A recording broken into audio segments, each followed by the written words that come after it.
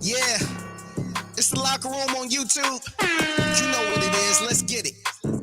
Hey, Locker Room. Yeah, we in the Locker Room. Texas talk. Yeah, you know what we about to do. Localize every angle's what we really All right, we are 2 weeks away from training camp. 2 weeks to one of the most exciting training camps that the Texans have had in a long time. Welcome to the Locker Room, number one source for Texans daily digital content. I'm Landry Locker. You can hear me Monday through Friday, 10 to 2 on Sports Radio 610. Be sure to subscribe, like, right along. We got you here. We appreciate everyone for coming through. Get your comments and we'll get to them. It is interactive. I'm going to be joined by Cody Stoots in a minute. And we're going to play a little bit of ping pong. Cody has 5 things that are on his mind 2 weeks away from camp. I have 5 things that are on my mind. And I think these will be interesting. You'll find them interesting. Subscribe, like, right along. And without further ado, let's bring in Cody Stoots. Cody, appreciate you for rolling through. Camp is 2 weeks away. I know you're excited. I'm definitely excited. What sticks out to you the most heading into camp? What is obviously all eyes are on CJ Stroud, quarterback position, Nico, Ryan's, all that. But there's some other stuff, and you've sent it to me, so we'll go back and forth on that. But like the main storyline has to be CJ and Nico Ryans, though. Yeah, the main thing's definitely going to be the new coach, which is why everybody's feeling good about this organization initially in the offseason, and then you drafted a quarterback. And did you surround the quarterback with enough to find out about the entirety of the offense, from the coaching staff to the offensive line adjustments that you made to anything and everything that you did this offseason with the offense? It's all about finding out about them. And to an extent, you're going to find out a lot about Nico Ryans in a short amount of time based on how he operates as the head coach. Let's get into the 5 things on our mind 2 weeks away, and appreciate everyone for coming through. It's going to be fun. We'll both be at camp. I'll be on the field. I'll be broadcasting from there. I'll have players.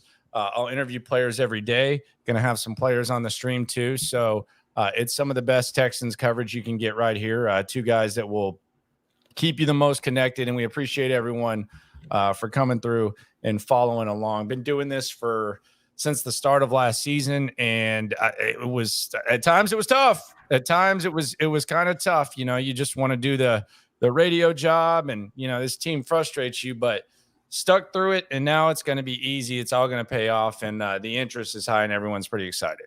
Yeah, but weren't you a little surprised at the eyeballs and the people that were interested in this team, even though they were really, really bad down the stretch? Like, it really did feel like this was a super important offseason and sort of an inflection point for this franchise. And they did a really good job making people believe about the direction that they're headed in. I mean, I've deemed it the era of good vibes because you got Nico, you got a quarterback, you had a real free agency class. You like the rest of the draft class. Like, they did a really good job in a key moment in franchise history of at least starting to head down a path. Yeah, and I mean, you're not the butt of all jokes, and they've deserved to be the butt of all jokes the last couple of seasons. They earned it, and they're not that anymore. There's a lot of respect. There's a feeling that even if something doesn't get accomplished tangibly, something's going to get accomplished for the long run, which is something that you couldn't say the last 2 years. So because of that, there's just a lot of excitement. There's competence.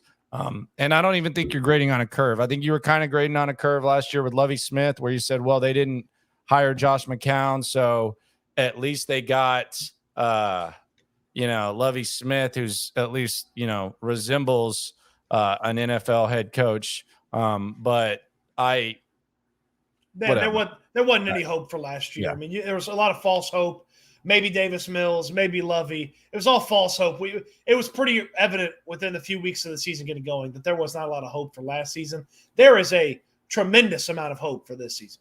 All right, so let's just go back and forth. I got 5, you got 5. I'll throw them on the screen. People cuss, discuss, subscribe, like, right along. Follow Cody Stoots on his channel, and follow along with me. We're there every day.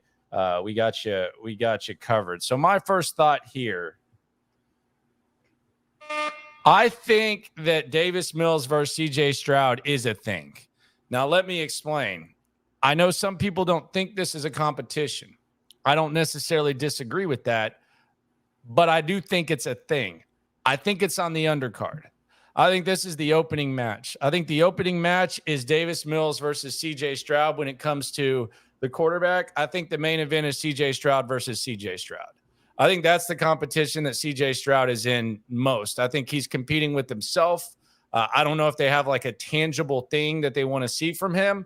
I think Davis Mills is kind of part of that. But I do think it's a thing, but I don't, and it'll be something that we talk about. You know, Davis Mills was better in practice today. CJ was today. But I think what the coaches are really going to be looking at is CJ Stroud versus CJ Stroud. CJ Stroud on Monday versus CJ Stroud on Tuesday. CJ Stroud on Tuesday versus CJ Stroud on Wednesday.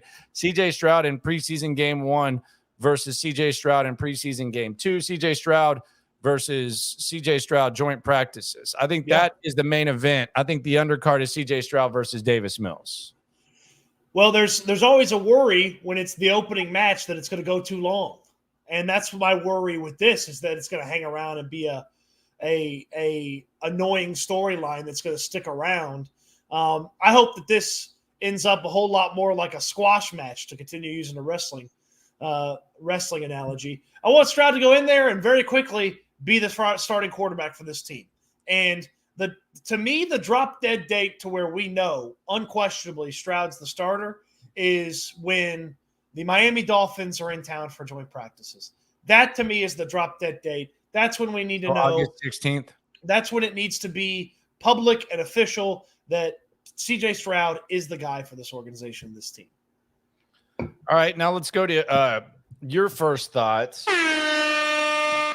You say the Texans are better than the Titans. You're coming out swinging. You say, screw the old Oilers. Texans are better than the Titans. Mark it.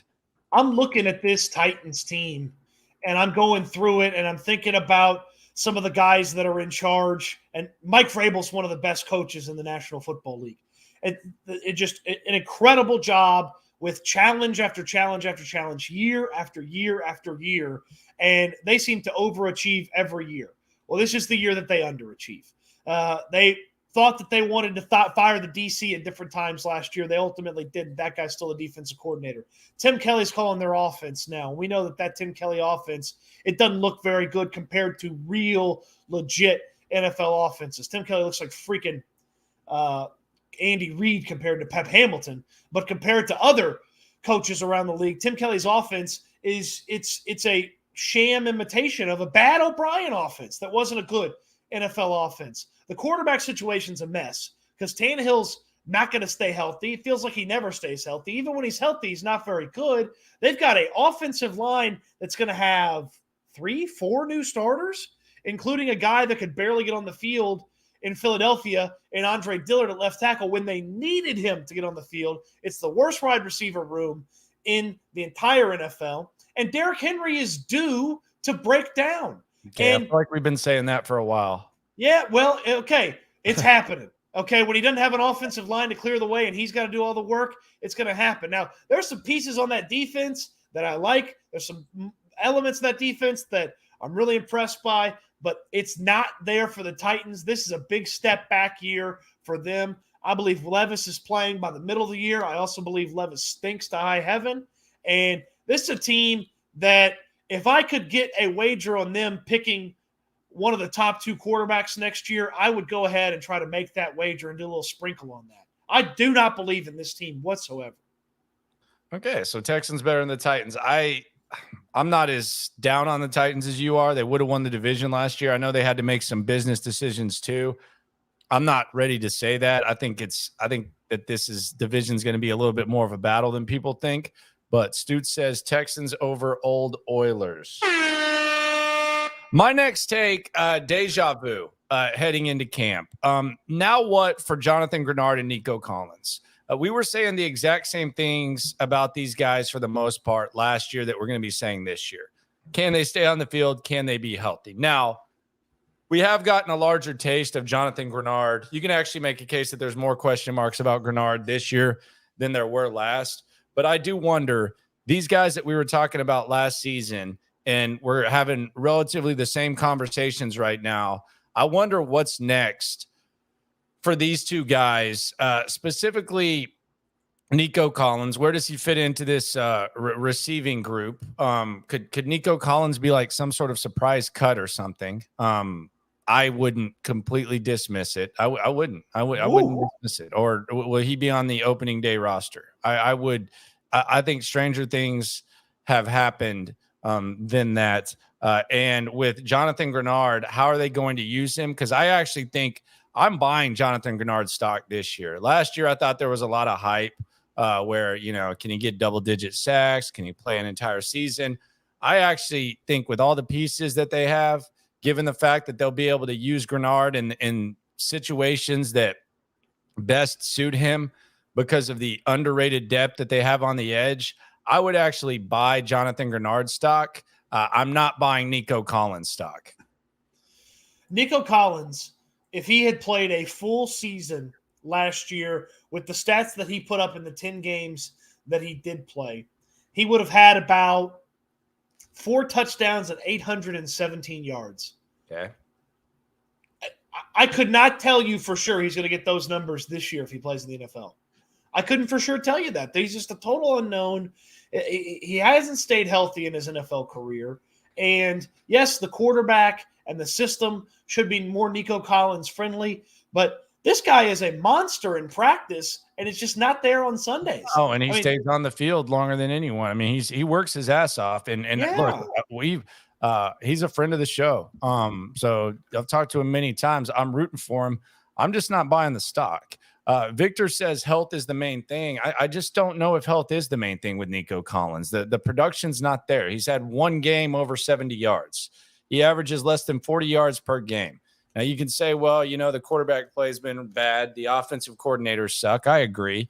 And there were some times where there was some meat left on the bone. But I'm not buying Nico Collins stock. But I am buying Jonathan Granard stock low. Granard is one of those players that you could easily see get the D'Amico bump going into 2023. Hey, there's a better coaching staff. There's a better coach. There's better defense. Boom. This guy performs much better. Yeah, I'm with you on that. So I'm keeping an eye on that. That would be the stock that I would buy. I would rather buy the Granard than the Nico Collins.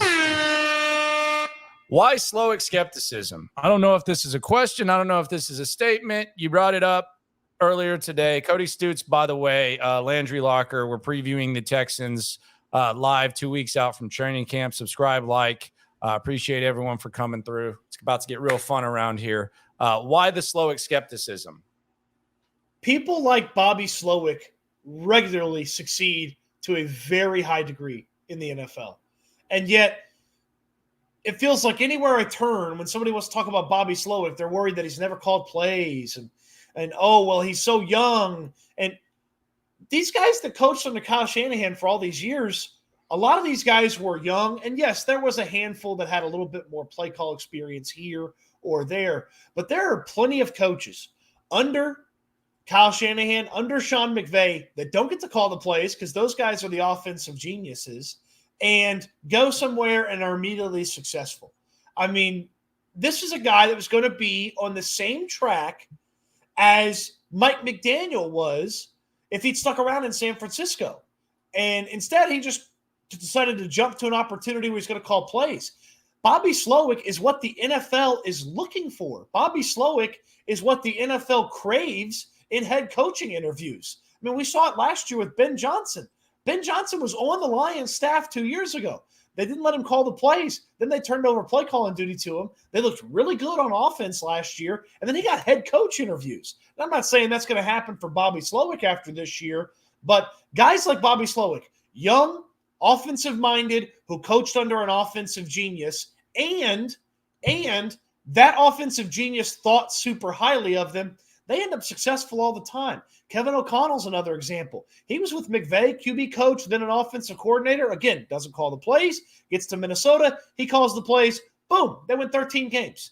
And guys like Bobby Slowik constantly succeed. So I'm not sure where all of this massive skepticism for Bobby Slowik comes from. Yes, he is very young. No, he's never called plays. Yes, his right-hand man on the offense is also a first-time person in his position in Gerard Johnson at the quarterback spot. But consistently, guys succeed in the situation they're in, and especially when they're running this style or this type of offense that we believe Slowik's going to be running.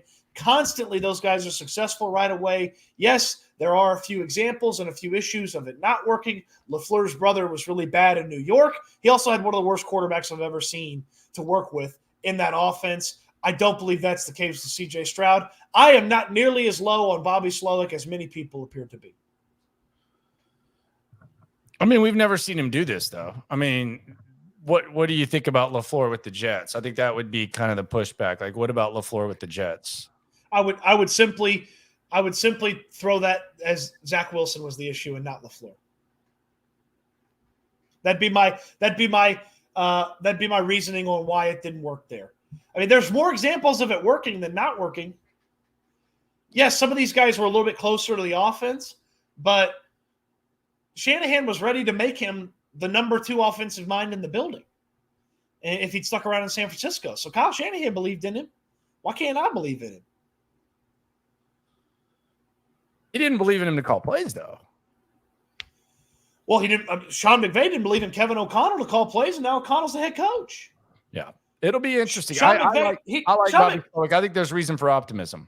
I mean, Shanahan didn't believe in Mike McDaniel to call plays, and he's incredible in Miami. Like there are two guys that weren't believed in to call plays under 2 offensive geniuses that are now head coaches and are pretty impressive. And I'd have been over the moon if the Texans got either one of those guys. Next topic. The outlook of last year's rookies this year versus last. I think this is interesting. And I don't know what to really make of it. But at this point last year, when we were talking about second-year players, we were talking about, Davis Mills overachieved, Roy Lopez overachieved. We were talking about Nico Collins. We're going to see what happens with him. This year, though, that class looks like it's like hanging by a thread. And the guys last year, it seems like they were, I guess, disappointments, you could say, or incompletes. Yeah, incompletes to say the very least. But it seems like the ceiling is a little bit higher. I actually have hope for a lot of these second-year guys this year. Christian Harris, Derek Stingley, Jalen Petrie. I think Dameon Pierce, if they use him right. There's a higher ceiling, but it does feel like from where we are right now to last year, that third-year class now, second-year class last year that we were talking about just seems kind of borderline cooked, honestly. I mean, I don't know. I mean, I guess you can say maybe Nico, but no. I don't know that Roy Lopez makes this team. I don't know how much longer they're going to keep a lot of these guys around. I mean, it's pretty scary when the best player from the 2020 and 2021 draft class combined is Jonathan Granard. And we basically need him to bounce back or he's not going to be a Texan of the future. Like that, those have not been 2 really impressive draft classes. We know why 2020 stunk. 2021, you're working with a short stick. So the first full deck is 2022. And there's 2 guys that I fully believe in. I fully believe in Jalen Petrie. I fully believe in Dameon Pierce. I'm ready to fully believe in Christian Harris just because once he was playing and was healthy, he was pretty darn good. That hype's high, though. There's a lot of hype around. Well, that's the D'Amico Fred Warner name, like it's just something you just throw out there. That's the D'Amico effect in its fullest. He's a linebacker. He's a mid-round pick. He's talented. He's the future of linebacking. That's the D'Amico effect on him. But Derek Stingley, you weren't supposed to draft him because he's been hurt. Well, guess what? He got hurt. Kenyan Green was supposed to be a finished product. He's anything but. John Mechie didn't play. That wasn't his fault. That wasn't really Casario's fault either. And after that, it's all 5th-round picks or later. And so whatever you get out of those guys is kind of a bonus anyway. So you desperately need Mechie to be healthy and play well. You desperately need Stingley to be healthy for 17. And look, you couldn't get me to bet on Kenyan Green. You couldn't get me to bet on Kenyan Green with somebody else's money. Yeah, I'm not betting on Kenyan Green, and he's. We'll get to Kenyan Green in a second because I think there's something that we really got to look at when it comes to Kenyan Green. And something's got to happen if he wants to get off to a good start, because they have no loyalty to him, and they being D'Amico Ryans and company, they're going to need Kenyan Green to be ready to go early on in camp. Next. Stoots thoughts. What will D'Amico delegate? We've seen Bill O'Brien. He was kind of the I got this guy. You wonder, what will D'Amico delegate? The very first thing that I wonder about is D'Amico is he delegating play calling duties? I don't believe he will, and I don't believe he should. But D'Amico Ryans, as a first-time head coach, part of the reason, and maybe the main reason you're here, is you called a really good defense in San Francisco. So why are you handing it over to a guy who doesn't have the resume that you have to call the defense, even if it is your defense? So that's my first big question. And then my question about D'Amico is, okay, is the offense all in a silo? Like, are they just operating Slowik's the top mind? And a who? In a silo? Okay. Like all by themselves? Oh, okay. So like how much time is D'Amico spending over there on the offense and with the offense? How many times is he popping over there saying, hey, coach, I don't like the way we're doing this. Do this. Or, hey, if we get this, call a play so that we can go for it on fourth down. Like, how much of that is D'Amico Ryans weighing in on everything? And how much of that is, well, we just trust Bobby Slowik. He runs the offense, and he's going to help make all those calls. So I really want to know if D'Amico's doing that, or if he's delegating all of those decisions to Bobby Slowik, or is the headset back? Is Nick Caserio helping out with some of that? So to me, like, I get what you're saying, and I don't disagree. So I might actually be agreeing and just like throwing something else in there. But I don't. To me, I'm not as excited about what you're saying, because I don't think it has to be permanent. I'm more interested to see how he adjusts. So in other words, like, if he's initially not calling the defense, if he decides, I'm going to call the defense, or if he gets to a point where he's comfortable and he decides he's going to let someone else call the defense. I kind of want to see how it gradually changes, because it doesn't have to be permanent, like what he decides early on. No, I totally agree with that. And I really wish there was a tad bit more head coach experience on this staff in some way, shape, or form. Why? Just that's as the McLean thing. As why? A resource. What do you want? You want to hire some failed head coach to come here and do something? Like, why? For what? Hey, don't make the mistakes I made. Don't make the mistakes I made. You don't have to learn from your own mistakes. You can learn from somebody else's mistakes. Some former head coach. I saw that the other day. Like, McLean was saying that too. Oh, they need to hire a former head coach on their staff for what? A failed head coach for what? To do what? You can learn from that guy's mistakes, and he can keep you from making mistakes.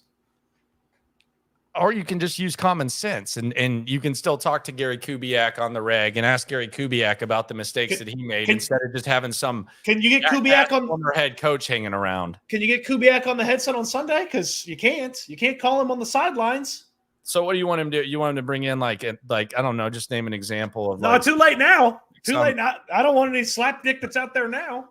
Too late now. I just don't get that. Like, I don't get what the resource is of having like some former head coach like walking around. I want guys who, Lovie Smith was a former head coach. They had him as the defensive coordinator and he ended up being the head coach. I don't know. Like, did David Culley benefit from having Lovie Smith there? Like, I like having young guys that are hungry, that haven't been head coaches, that can be resources. I don't like who's the former head coach like that Kyle Shanahan had early on. I don't think he had someone early on like in 2017.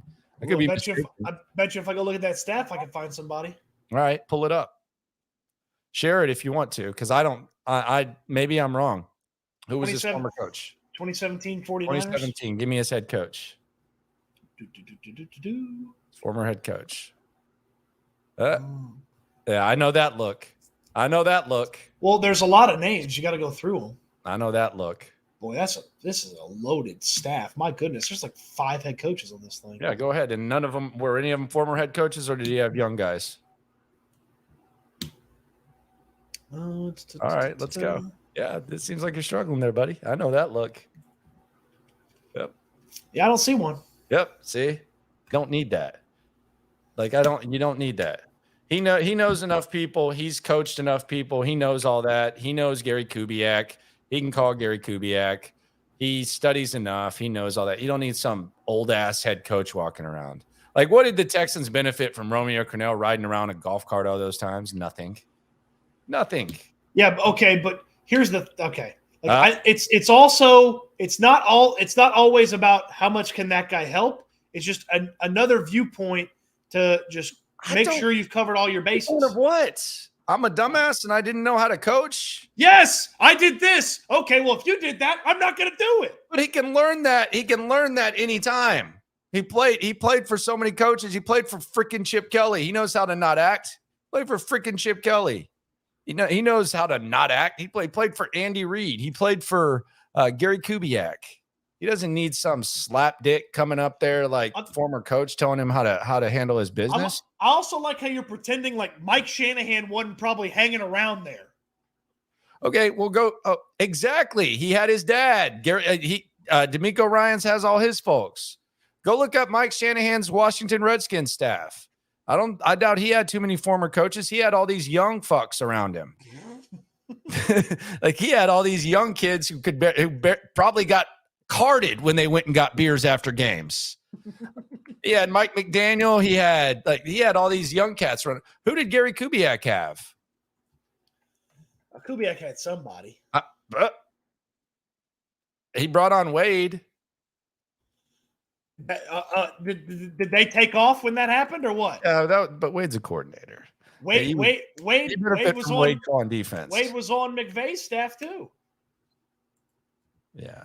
I just don't think he needs the former head coach. But I hear you. I've heard it a lot. I don't think you're hearing me.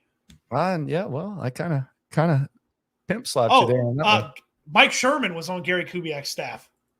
Okay, there we go. What is going to happen with Peon Dion? We all know about Neon Dion, Deion Sanders, Peon Dion, Steven Nelson. What happens with him at training camp? Does Steven Nelson show up?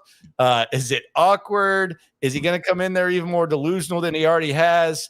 What is going to happen with this strange cat? I'm actually worried about his.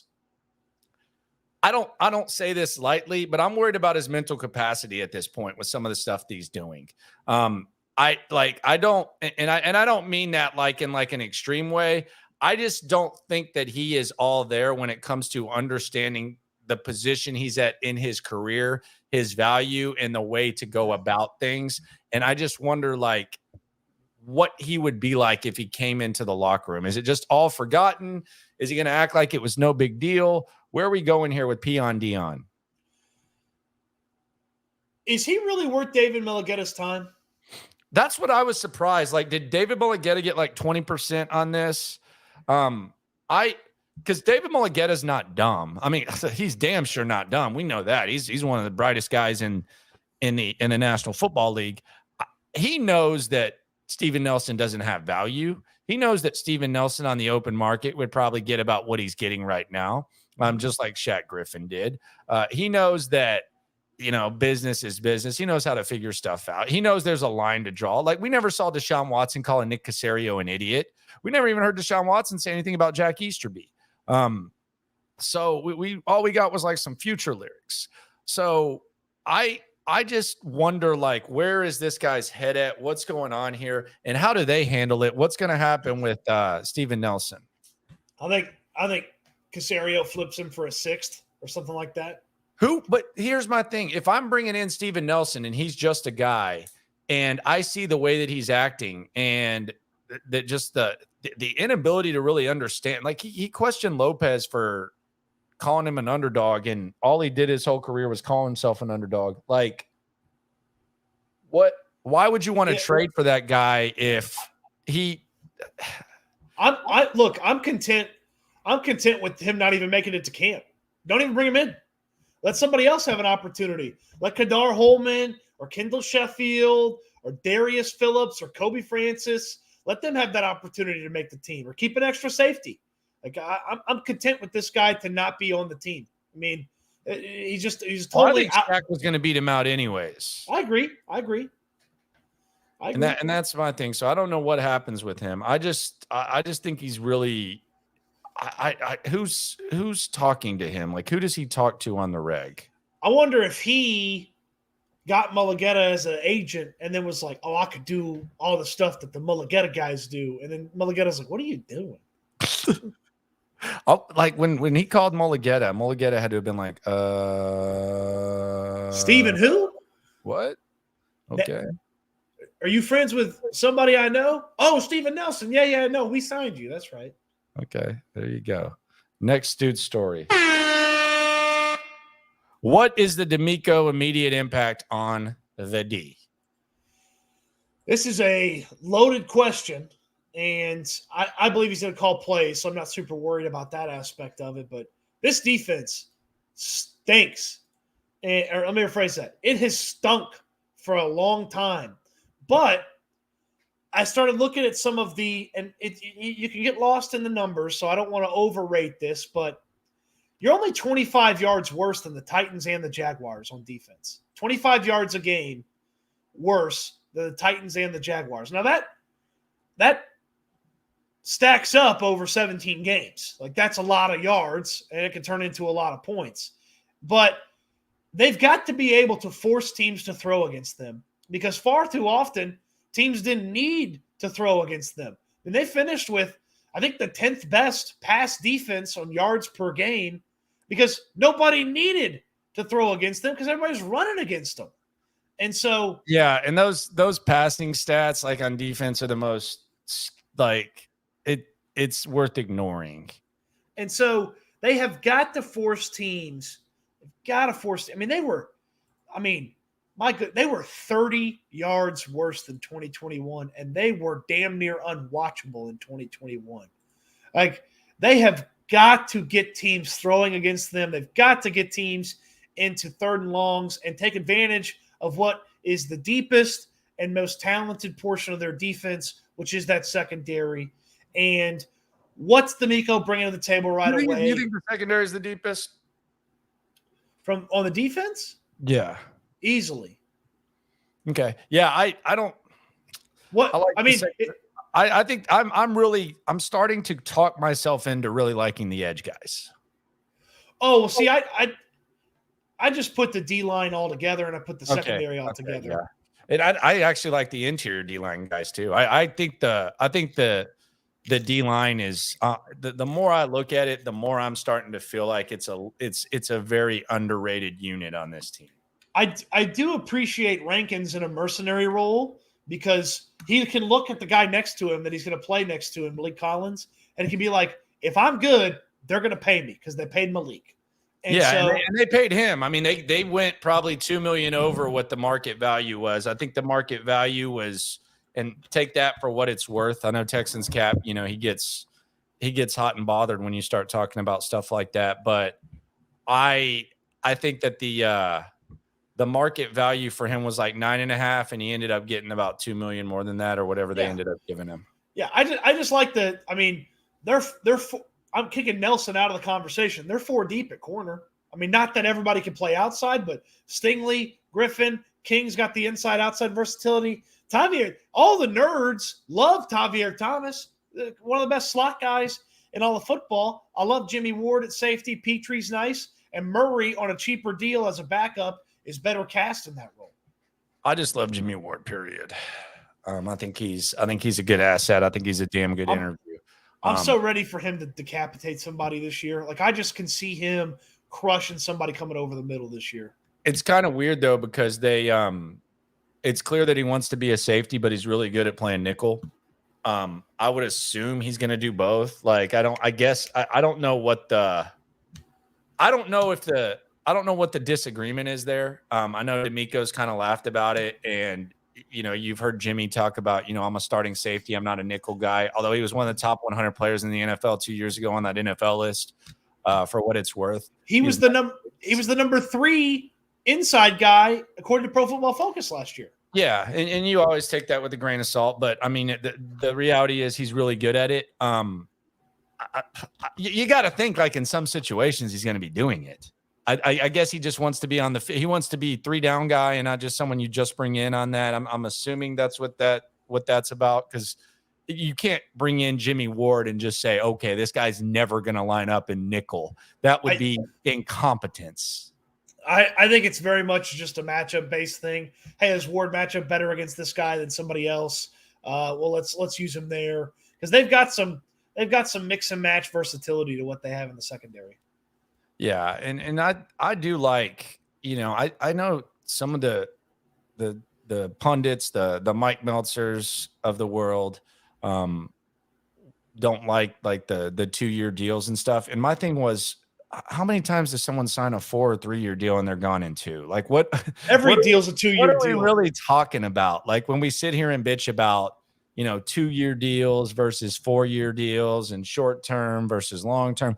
For me, like my argument for the Texans has always been, and for good organizations has been, because you had some people last year saying, you can't let OO go, man. You can't let him go. He had a good season. And I don't disagree. I just think competent organizations should be able to find OOs every single year. People were upset Oba Okoronkwo left. Well, I mean, there were some people that were saying, maybe you should pay him, maybe you should bring him back. Now I'm not trying to generalize, but that was kind of, and you're having people say right now, well, you need to extend Titus Howard.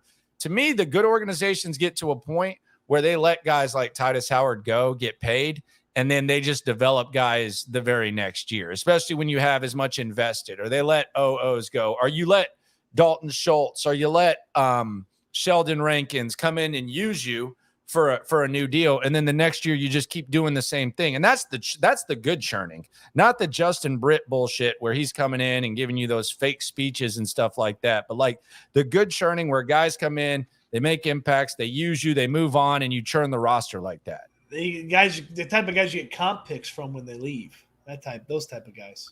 Yeah. And the Titus Howard thing, I think, is actually pretty funny, because I like Titus. I don't dislike Titus, but I'm seeing, like, I saw shout out to Crumpy, shout out to Texans Cat. They're like laying out, the price, and they're like $17.5 million. $17.5 million should get it done. Okay, you have the highest paid left tackle in the league. You have the 12th highest paid guard. You're paying a guy a first-round salary. You're paying a guy a rookie salary. What happens when you need wide receivers? Like, why do you think Jacksonville had to let Taylor go and go somewhere? Why do you think the Kansas City Chiefs win a Super Bowl and they have to let their left tackle go? Because you have to spread it out somewhat. You got to develop some players. Like, if you can't develop a right tackle to where you just have to keep Titus Howard around, then you're not a good organization. Charlie Heck.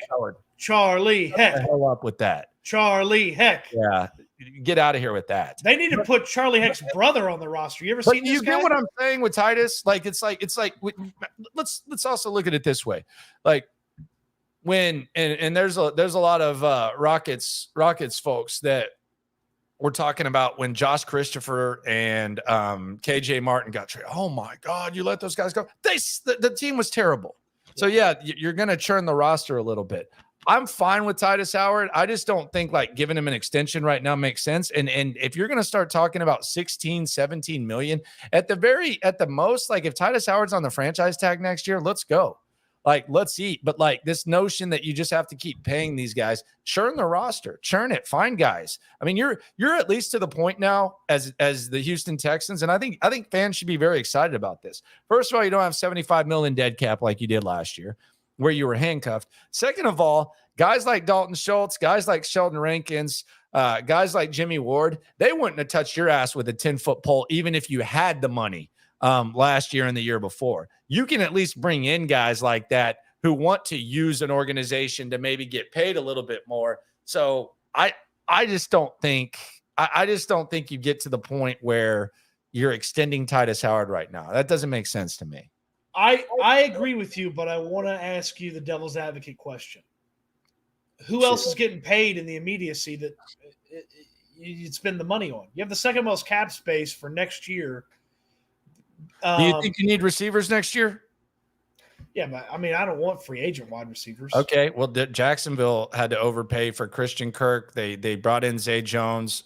They went and got Ingram. Like, They made a trade for Calvin Ridley. They're giving him $10 million. Do you think you're going to need corners? I mean, I like Shaq Griffin. I mean, who knows how Shaq Griffin looks? So you're going to need receivers. You're going to need corners. Eventually, I mean, you're going to need like other stuff. Does Dalton Schultz play his way into maybe a 2 or 3 year deal? I don't know. I just like investing that much in the offensive line. I think it's good to invest, but I think it's better to develop. You know, we saw Bill O'Brien invest in the offensive line. I think it's better to develop. I think it's funny that San Fran's in basically the same position.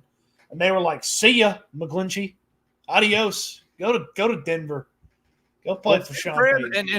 And eventually you get to the point where, I mean, they had some guys like give them some team friendly ish deals, I guess. I mean, the center that everybody wanted, I think he probably could have got a little bit more in the open market, but he ended up signing in San Francisco for it looked team friendly ish. Oh, Brindle. Yeah, Brindle seemed like he signed like a team-friendly-ish deal. You know what's interesting? They let McGlinchey walk.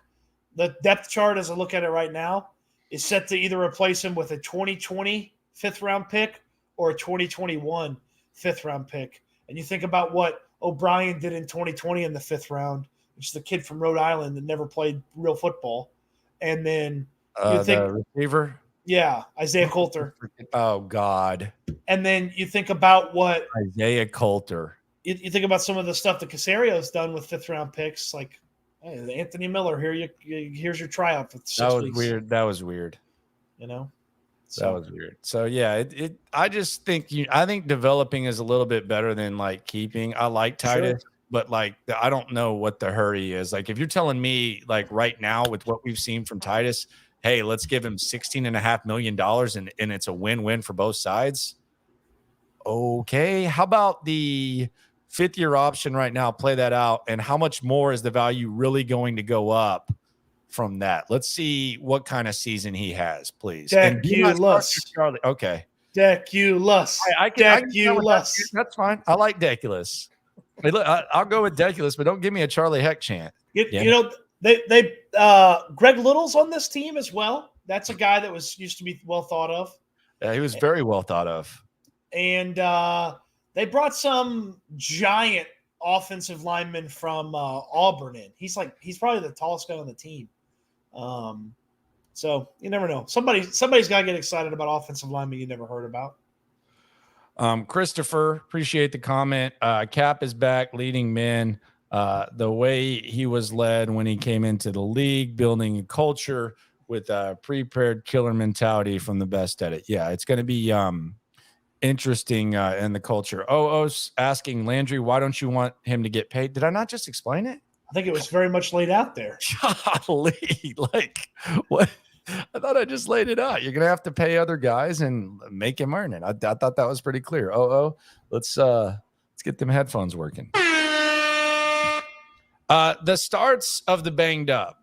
There's a couple of guys we haven't seen. We didn't see John Mechie at all last season. God bless him. Just him going out there and stretching is a blessing and a W for all people involved. And Kenyan Green.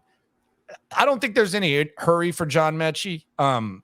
We'll see what happens with Mech and where he fits in and how Bobby Slowik uses him. But I actually think Kenyan Green coming in and being somewhat ready to go is kind of important, man. They don't know this guy. He wasn't out there for them early on when they got their first on-field work. I would bet that Bobby Slowik, who's kind of a film nerd, was not overly impressed with the tape that Kenyan Green put out there. So I think Kenyan Green, at least being on the field and somewhat participating, I think it's kind of important 2 weeks from today for Kenyan Green to be ready to go. And they said he had a little bit of an injury. I don't know what the body's going to look like. I think Kenyan needs to get off to a pretty good start. No doubt. No doubt. And that's to add a little bit of belief in the Nick Caserio too, because there was plenty to be done in that first round to a different scenario. And you and I have talked about this a ton. We both believe that Jameson Williams would have been a guy that was absolutely in play for the draft. They wanted him. The Lions jump right in front of them. So then they move back. They get a couple of mid-round picks to move back. And then Jordan Davis goes. He would have helped the rushing defense the past season. And then Hamilton goes, and it's like, oh, okay, like he was really solid. The Ravens took him, so they believed in him. And then Caserio mentioned that there was an opportunity to move back yet again from 15, but they felt pretty good about drafting Kenyan Green. And then he's not even one of the 15 best rookie offensive linemen the first year when he was supposed to be ready-made. He's supposed to be ready to go from day one. Really disappointing, and a really interesting job now that Chris Strasser has, the new offensive line coach, taking over, because he's got really two positions that he has to do a ton of work with. And this was the guy that was around in Indianapolis when Quentin Nelson was way better than Kenyan Green. I understand that. Quentin Nelson was the best guard in football under Strasser in Indianapolis. So you hope that there's something Strasser can impart from what he learned in Indianapolis. Was pretty good before him, though. I understand that, and I put that caveat in there. But you hope that there's something he can take and say, hey, Kenyan Green, you're never going to be Quentin Nelson. But my God, son, you could be way better than you were last year. Being in shape would help. That'd be a good start. Yeah, it'd be a very good start. I mean, the struggles, look, I will say this for Kenyan. That was a mother trucker of a schedule that he had to go through with the guys that he faced last year. I mean, he was facing Dexter Lawrence. He was facing Deron Payne. He was facing Jeffrey Simmons. He was facing DeForest Buckner. And he was shoulder to shoulder with the center who just quite frankly wasn't an NFL caliber center and wasn't ready to be a starting center. So as much as we have question marks about Kenyan Green, that was a tough task for anyone to have been put in for him to have to do what, he was called upon to do. This 5-week stretch in October and November, he got Jeffrey Simmons, then he got Philadelphia, which is Javon Hargrave, who just made $90 million from the 49ers. Jordan Davis, Fletcher Cox. Then he got Lawrence and Williams in New York. Then he got Payne and Allen in Washington. He got like 6 of the top 8. Then he got Christian Wilkins in Miami. Yeah. He had a lot. It was a lot. It was a hell of a lot. And, you're not being physically ready and stuff. Not great. He's got to be good, though. He's got to be good. Kenyan Green's got to be good. It's got to be good. That we can't be doing this, Kenyan Green gets benched type of BS that we were doing last year. Will the offensive line finally take a leap? What a perfect transition here. Cody Stoots, you have opinions on this. Man, massive investment into the offensive line. I certainly understand it to an extent, but you do not have to pay the top of market for so many different guys to get success. And I go back to and I think about the best offensive lines in Texans history. And you had Dwayne Brown, who, he was a highly compensated left tackle, and he was very good. And by the way, he's still doing it. But Wade Smith was a free agent, wasn't the most expensive free agent ever. Chris Myers was a free agent, wasn't the most expensive. My boy Smitty, volleyball dad, free agent ever. And then Derek Newton was a 7th-round pick who turned into a really nice right tackle before both his knees exploded against the Broncos on Monday Night Football one year. And so, part of that was they had really good talent. Part of that was they were coached really well. Part of that was it was a Kubiak offense. It was that style of offense that they're getting ready to run. And with the combination of investment that they've put together, where you've got the highest paid left tackle in football, you got a really expensive right tackle in the 5th-year option, really expensive guard, 2nd-round center, 1st-round left guard, and you got a new offensive line coach in here, a guy with some skins on the wall, because your offensive line coaches. I'm not talking offensive line coaches anymore. I'm ratired from that. Well, I'm retired from the O-line coach, the James Camp and the George Warhol. I'm done. We were excited once O'Brien's buddy got out of there. Mike Devlin. Yeah, that was when I knew O'Brien was. He was working at Free for Rice, and now I think he's like a volunteer with the Ravens or something like that. Landry, I think you might like an assistant. Landry, you might remember this. O'Brien talked about in the offseason how the coaches really need to self-scout a lot, and they need to talk to people that they trust in and out of football, and who do they go to get an honest assessment? Yeah, he on said what that about Devlin. And his first person he mentioned was Mike Devlin, and I was like, my God, he loved Devlin, man. He loved Mike Devlin. That was his dog. The Campen was exciting because he wasn't Mike Devlin. George Warhop was coming over from an offensive line that underachieved. Like Strasser's coming over because the offensive line got hurt. Like he had to leave the Colts because they got hurt. Like I like his resume. I like the players that he has coached in Indianapolis. I believe in him. I believe in most of the guys they have in that offensive line room. It should finally be the year they have an offensive line that we can point to and be like, we do not have to worry about that on a week-to-week basis. Because for the 4 or 5 years, we've had to worry about the offensive line on a week-to-week basis. Yes, we have. Yes, we absolutely have. Comments from the folks. Appreciate everyone for coming through. Cody Stoots in the building. Hit the like button, as Joe said. Always got the back. Hit the like button, subscribe, all that type of stuff. Joe also asks, did you guys catch Tunsil on the McAfee show? He's really high on Nico and CJ. I actually did a video about it. Laremy Tunsil wants CJ Stroud to be the starting quarterback. There's been some like subtle clues, not subtle with Laremy Tunsil. That's what he wants. That's what he asked for. It was a good interview. They talked a lot about that, and I was surprised. Tunsil has pretty even keel on most things. Like he'll have some fun. He'll have some. I was surprised at how animated and over the top he got about how much they very much want grass across every NFL field. That was something that was a huge deal for him in that interview. Oh, did you do a segment on grass? Well, I mean, Laremy Tunsil's a pretty good expert on it, is he not? Yeah. Grass. Wow. He plays left tackle. He's got to have good footing. What kind of grass were you thinking about?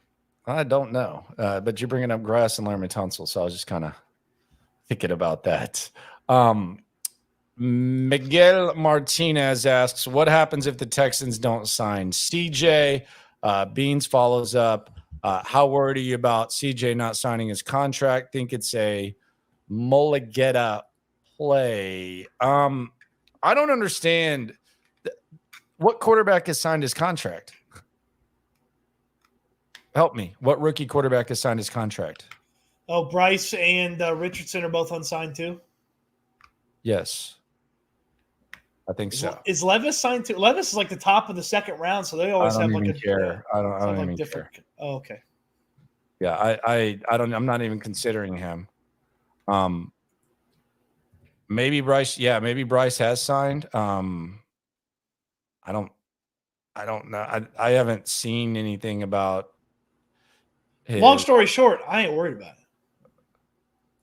it. Yeah, he got a 4-year deal, I guess, Bryce. Everybody gets 4-year deals. Yeah, he's going to get a 4-year deal. 4-year deal. He won't play under the option because he'll either be too good for it. I haven't seen anything about Bryce getting signed. I'm not worried about it. Why would I be worried about this? Yeah, I'm not concerned at this point. If CJ Stroud's agent was any other person besides David Mulligetta, nobody would care about this. Yeah, and I mean, he's going to get his deal done. There's going to be a starting point with Bryce Young, and we'll see what happens. But I don't really make much of it. Every year, these agents try to claw and scratch for every little bit of mileage that they can out of these contracts, from offset language to this and that. And it's not so much about that player's exact contract. It's about the negotiation and setting the tone for future negotiations too. Yeah. Not worried Nope. at all. I did see, and someone like sent me this article the other day. I guess there was like something on Battle Red blog or something about, him potentially holding out or whatever. Man, pour one out for Battle Red, man. It has not been good since Weston and them left. And it's actually the same guy. I don't like, normally it's like dismissive. It's just Battle Red just used to be the go-to. Remember when Battle Red was like, man, this is some good content type of thing. Whoever this guy is that wrote this, he also wrote last year like a the Texans might have to release Deshaun Watson article. That's not right. Yeah, he doesn't even put his last name on the thing. I forget what his name is, but Battle Red's not even worth reading anymore. I know that's a jerk thing to say, but at least with this guy, whatever his name is, pretty embarrassing, quite honestly. But I wouldn't really worried about the CJ thing. And look, these rookie contracts are pretty much slotted. I mean, it's you basically know what they're going to get. So I wouldn't be too concerned about it. It's all good. They'll figure it out. And then Bryce will get his and Anthony Richardson will get his, and we'll see what CJ ends up getting, which will probably be probably slightly less than what Bryce gets. Maybe slightly less and slightly more than Anthony Richardson. Yeah. It's pretty well laid out. I'd put some offset language in that Anthony Richardson contract if I was the Colts, though. Just saying. What's that? That if he signs a contract after they release him, they don't have to pay him for whatever he signs for. So you're not high on AR-15? Hell no. Guy couldn't hit the broadside of a barn in college, and now he's God's gift to quarterbacks. So the estimated CJ is going to be 36.2. The estimated Bryce Young per spot rack, it's going to be 37.9 and 36.2. Hold on. Let me do the nerdy thing everybody always does. State taxes. Which has literally never been the reason somebody picked one team over another. But people like Mike Meltzer bring it up all the time. Like it's this giant aspect of why a guy would sign here versus there. It's not.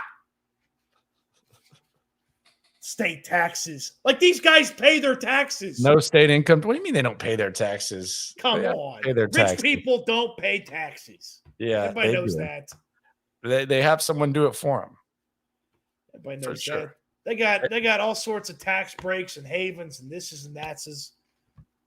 All right, so the two Bobbies, Bobby Slowik, we've talked about him. What about Robert Woods? Where are we at on Robert Woods right now? There of all the guys, like I think there's consistent hype with some guys. Jalen Petrie, Will Anderson, Damian Pierce, Derek Stingley, CJ to a certain point.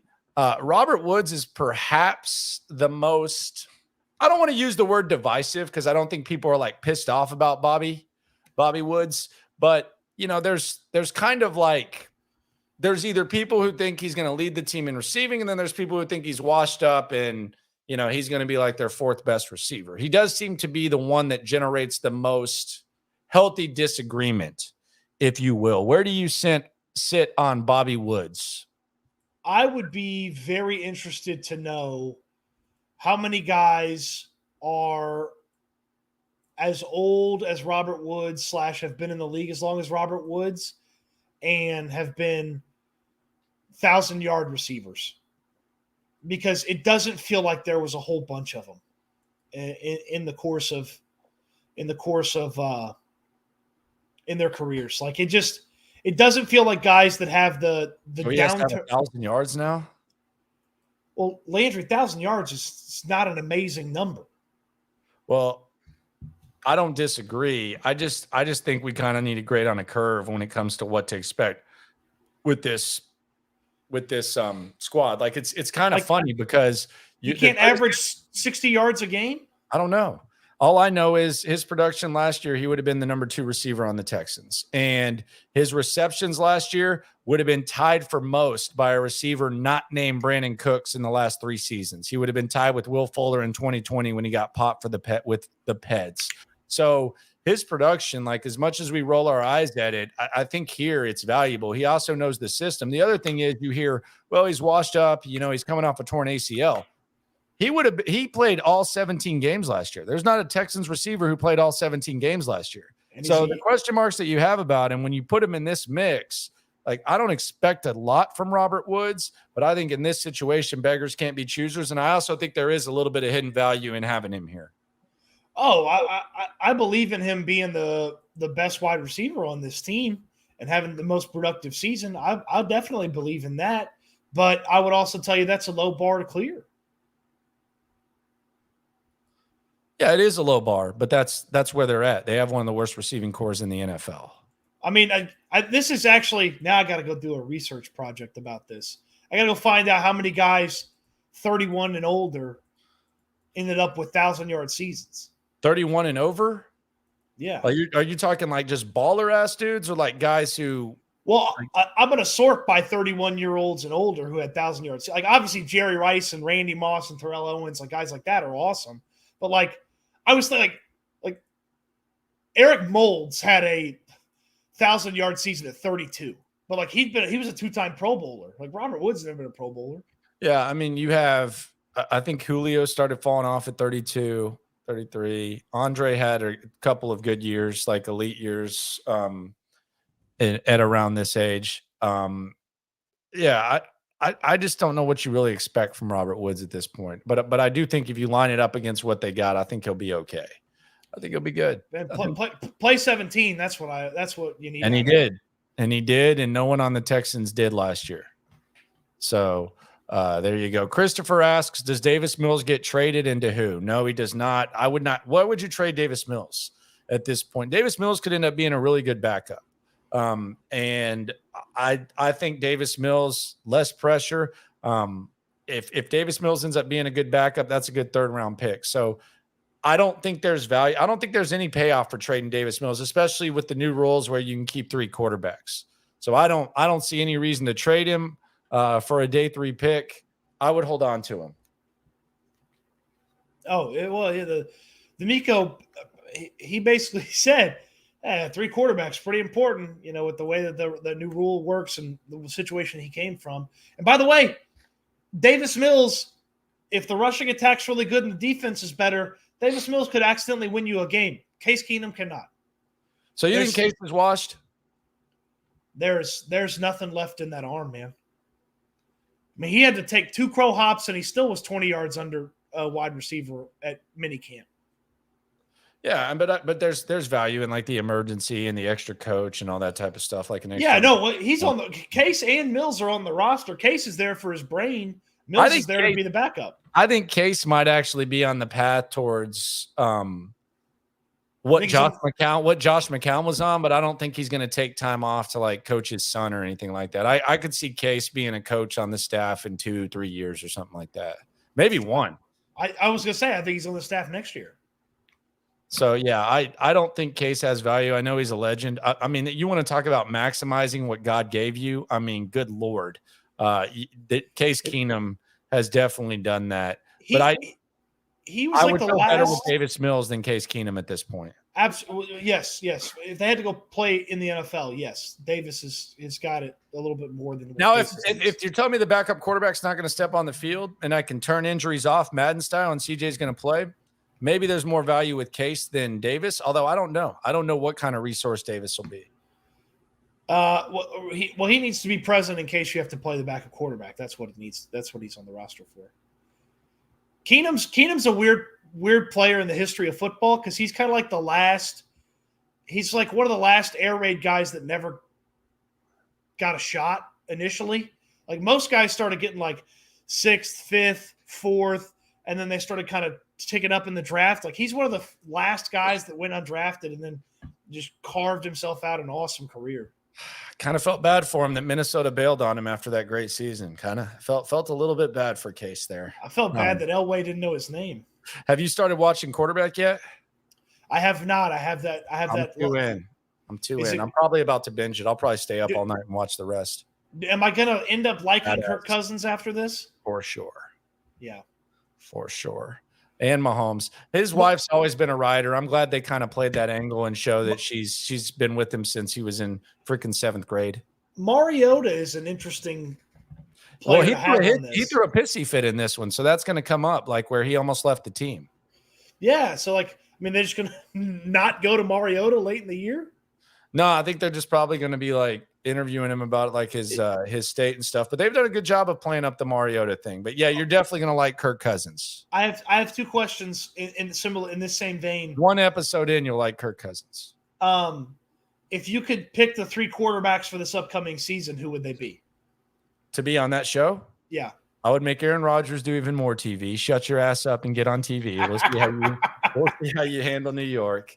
I would pick Will Levis because I think it's just kind of funny how much he's been humbled and he's kind of going to be the backup and he's struggling. So I'll pick Will Levis. And then I'll pick Joe Burrow. That's good. Yeah, that's good. You got two really good quarterbacks in there and a guy that maybe basically won't play. Yeah, but kind of different. Like Aaron Rodgers kind of Yeah. hanging on a little bit in like a new situation. Joey Burrow's kind of doing what he's doing, and then you have the low level Will Levis. Speaking of Burrow, I was talking about this today. What 3 would you pick before I bring up my random thought? I would pick Dak because there's just the Cowboys in this drama. There's so much extra around it. I'd pick Jordan Love because I don't believe in Jordan Love at all. Man, he's getting a lot of love. You're going to pick him in fantasy. I guarantee it. Our fantasy draft that we've been in for over like 12 years now. Yeah. I guarantee that you have Jordan Love on your team, Weasel. I know you. Yeah, he's going to be on your squad. I've already bet his season unders in every passing category and over for his interceptions. I have no belief in this guy. None. So a lot of people starting to like him. A lot of people drinking that Kool-Aid. And man, what I was gonna say Purdy, but I don't know. I kind of want something with a little bit. I think Sam Darnold's gonna smash. I want a little bit more establishment. Which I can't believe I said that out loud. Tua. I put Tua on the show. With the concussions. Yeah, and then Taekwondo. You can judo and Taekwondo and jiu-jitsu. All right, my next question from a TV football standpoint. We know who the preseason team is. Who's the in-season Hard Knocks team? The in-season Hard Knocks team? Yeah, so the Jets are going to be the preseason.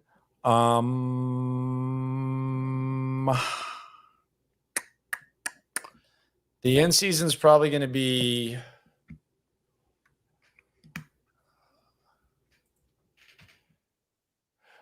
I could see it maybe being Arizona because I don't, but they already did it a couple times, so Arizona's probably not going to do it.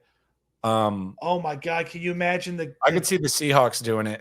Could you imagine the Gannon content that would come from Arizona? I could see the Seahawks doing it, which bores the hell out of me. Okay, you don't think DK would be incredible television? Nah. Oh man. Nah. I feel like DK would be incredible television. What about the Saints? Derek Carr. Dolphins. I'm in on Mike McDaniel. Get him on Hard Knocks as soon as possible. I'd love the Dolphins. That'd be good. Yeah, maybe the Dolphins. Who knows? So I was thinking about this with the Bengals. The Bengals are kind of where the Texans were going to be. They're the little brother to the Kansas City Chiefs. They got the guy who's trying to knock on the door with Patrick Mahomes, although it's clear Patrick Mahomes is the better guy. They got the back and forths and all that. This is kind of where, 2019-ish, this is where we thought the Texans would be. The Bengals have just kind of taken that spot.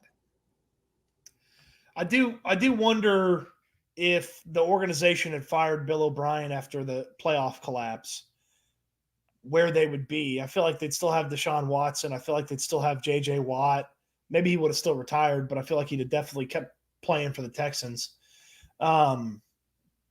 There's a whole alternate universe where the Texans are that upper echelon of the AFC because Watson's really good and they figured it out. Yep. Arturo, about to get out of here. He asks, can you confirm the logo won't be changing with the uniforms? Yes, I can confirm the logo will not change. And there will not be they're not going to be rocking the Oilers uniforms like people are thinking. There might be a little sprinkle or something like that, but no, the logo is not changing, and they're not going to be rocking like freaking Oiler uniforms. So I can tell you that on good authority. That will not happen. I do wonder if for 2023, I know this isn't new uniform. I do wonder if the red lids are going to be more prominent. Boy, nothing gets the internet more excited than some red lids. You put the red lids out there, people it is almost porn for a lot of Texans fans. Whenever those red lids come out, they just get people really excited. Prime time, would it be a knockoff on Nico if Schultz is the number one receiver in yards on the team? No. I mean, I actually think if there were Las Vegas odds for top receiver on the team, I think Schultz would probably be at the top, right? I mean, or else everybody's like, who would be the favorite? Like if you were starting a book and you were a bookie, like, do you put Schultz as the favorite? He's got he's got the most yards over the past 2 seasons of any of the pass catchers. Yeah. He's got 13. You don't know what his chemistry is going to be like with CJ. CJ didn't throw to tight ends a lot at Ohio State. I know Rucker 2 years ago caught a few passes from him, but let's be honest, when you have those receivers, why the hell would you? I don't know what his chemistry is going to be like. Think about how successful the tight end has been in the Kubiak Shanahan system over the years, though. You've had some guys have put up some big numbers. I mean, are we going to talk about are we going to act like George Kittle's just like a product of a system or something? Is that? No. I was talking more about like when Owen Daniels was really successful here, and then you had other tight ends across the league in that similar system, like Higbee's been okay in LA with the McVay system the past couple of seasons. So, it felt like every other year the Broncos had a nice tight end, Yeah, I Julius Thomas, boom. Y'all said Peyton Manning throwing the ball, but okay. Yeah, well, hey, he still smashed, and he hadn't done a damn thing since, to say the very least. Stoots, appreciate you for rolling through 2 weeks. I know you're excited. Tell the people where to follow your stuff. I'm assuming there's going to be a little more digital game going on from you as the season approaches. Oh, yeah. Catch it on YouTube. Cody Stoots on YouTube. You just type it in. You can find it that way. The Twitter account at Cody_Stoots. It's the same on Instagram, Cody_Stoots. Same on Threads, Cody_Stoots. Oh, wow. Threads shout out. There you go. And if I see you around, I'll have stickers for you. Era Good Vibes stickers. Oh, wow. Look at you. I even got 2 colors. What is that? Is that a blue and red and white rainbow or what? Is that No, it's the Era Good Vibes. We got Battle Red. That's a rainbow, right? Blue. It's not a rainbow. What is it? Rainbows have red, orange, yellow, blue, violet. No, I'm saying it's a blue and red rainbow. Look at that. It's the Era Good Vibes, man. Okay. Why are you trying to ruin the Era Good Vibes? Anything. I'm just saying a blue, red. No stickers for you. Okay. No stickers for you. Hey, Era of Good Vibes. There you go. Appreciate you, brother. Anytime. All right, there you go. The man, the great one, Cody Stoots. Follow him for real. He is one of the guys that I respect most when it comes to this squad. Appreciate everyone for coming through, man. We've gotten through this. We've gone through the mud. We are finally in a good place. At least we believe when it comes to the Texans, and it's getting more exciting. We started this at the start of last season, only going to get more exciting, only going to get more players, more content. Right along, download the Odyssey app.